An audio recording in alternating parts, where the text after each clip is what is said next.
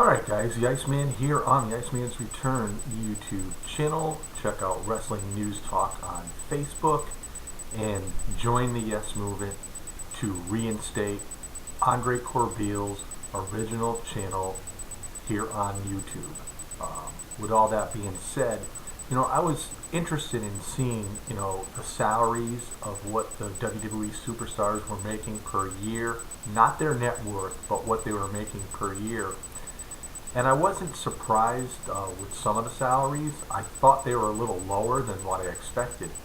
But then there's some other salaries that some of these superstars get, which is outrageously high for the amount of time we ever see them perform in the ring or even on TV. But I'm going to, talk about a few of them. Obviously, the highest paid yearly salary for a WWE superstar is John Cena. As of 2014, his salary is around rounded off to $2.75 million a year. He gets bonuses. He's 6.25% merchandise he gets in sales. He gets free travel. He also has access to the WWE jet. And he's under a 10-year, currently under a 10-year contract. So I'm not surprised there. Pretty close to him, we have Randy Orton, 1.6 million. He also has the personal travel tour bus. He's currently under a 10-year deal as well. Yeah, some of these salaries are pretty good. But like I said, I thought some of them would be higher. CM Punk was 1.2 million, personal tour bus and first class travel accommodations to the jet, and he was currently under a 7-year deal. So, there's a couple other guys that are around the million mark. We have the Big Show. He has currently undergoing a 10-year contract. He also has a bonus of the personal tour bus. We have Sheamus, $1 million contract. First class travel is paid for. He's currently under a 7-year deal. And then you drop down a little under $1 million, and I'm going to tell you something. I was looking at Darren Young's yearly salary. It's like $80,145 for a 3-year deal. And as I scroll down and I look, the Great Khali, a 5-year deal, $974,000 for the Great Khali. I mean, he makes far more money than a lot of these other guys that we see a lot more on TV and are far much better. For instance, Alberto Del Rio is $675,000 with his 3-year deal, first class travel. Mark Henry, $877,000 on a 10-year deal. The Miz, $712,000. Dolph Ziggler, $540,230. Now you compare Dolph Ziggler to the Great Khali. I mean, it's a no-brainer who should be making more money. And sometimes you sort of wonder about these contracts. Jack Swagger, $75,000. I mean, does that make any sense? The Miz, like $712,000. I'm not sure if I mentioned him. But Rey Mysterio, $985,000. He got a 4% bonus for high merchandise sales. Daniel Bryan, the WWE World Heavyweight Champion, under a 3-year contract, $620,000. A little over that. Interesting to see these figures. Kane, $905,000. Yeah, it's staggering. Very, very staggering. And then you look at the Diva salaries. With Beth Phoenix, when she was around, she was making about $112,500. Eve was making $109,000, almost $109,000 and a half, with a 5-year deal. AJ Lee, $104,300 3-year deal. You know, so the women's divas were making some pretty good money. And then you look at the announcers and the commentators' salary. This is sort of interesting as well because topping out all the announcers, Matt Stryker, when he was under his 3-year deal, was getting $112,500. He was the highest at that particular time. And then we went next to Michael Cole, who was $109,475. And then Jerry Lawler, $104,300. And Booker T, $72,520. So these are interesting figures.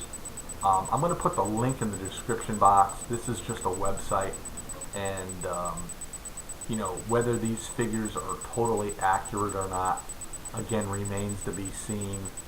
But yeah, it's sort of interesting. This is as of February 13th of this year. So yeah, to see.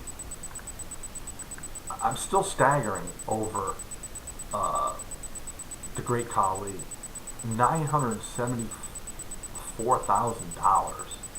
I mean, he was just like a few $100,000 a year short of what CM Punk was making. And to me, there's no comparison as far as, you know, what these guys did in the ring. I mean, you compare the Great Khali to CM Punk. I mean, why is Khali making so much money? To me, it just doesn't make any sense. But yeah, it was sort of interesting to see these figures. I mean, I'm not surprised with John Cena. I'm not surprised with Randy Orton and CM Punk's salary, the Big Show's salary, Sheamus' salary. You know, I figured they were, you know, right up there.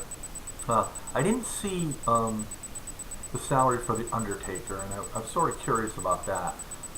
But then if you go and you do a search and you're looking for the net worth of a particular wrestler, I know I was reading up on John Cena. His net worth is like $35 million.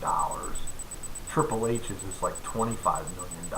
But that $25 million is a drop in the bucket compared, you know, what he's going to get, you know, because being married into the McMahon family.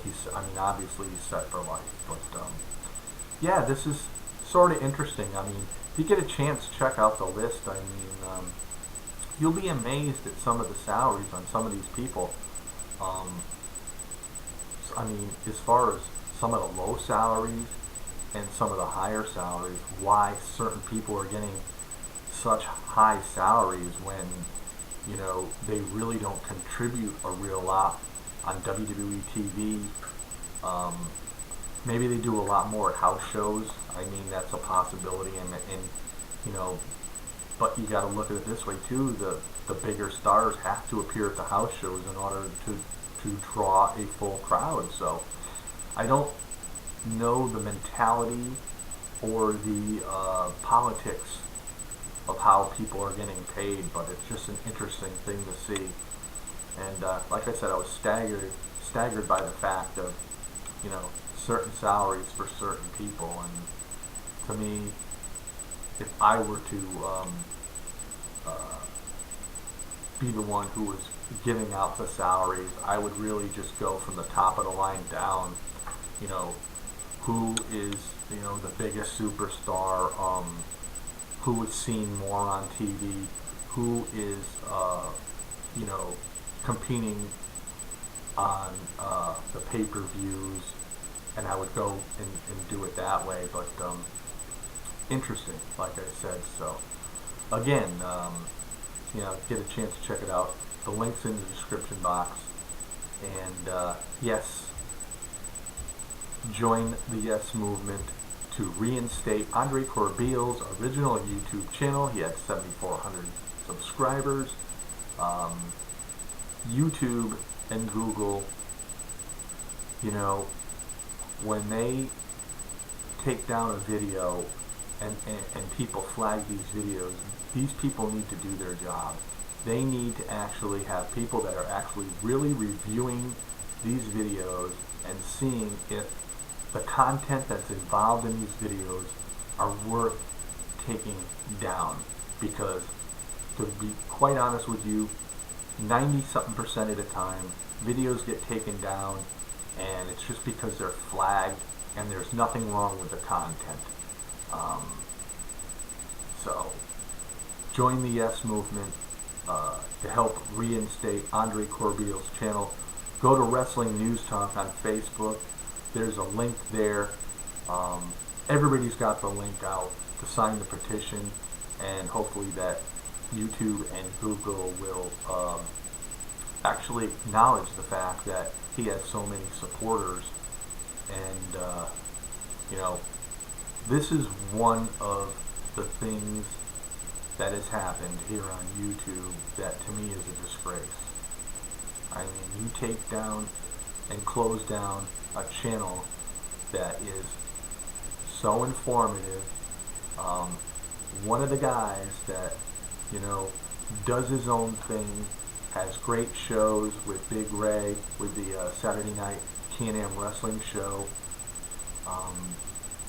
very positive attitude, and just wants to inform people about the world of professional wrestling. And that's what we're all here for, professional wrestling. So please join the Yes Movement and help Andre Corbeil get his channel back. So this is the Iceman, everybody. Peace out. Have a great day, and we'll see y'all next time.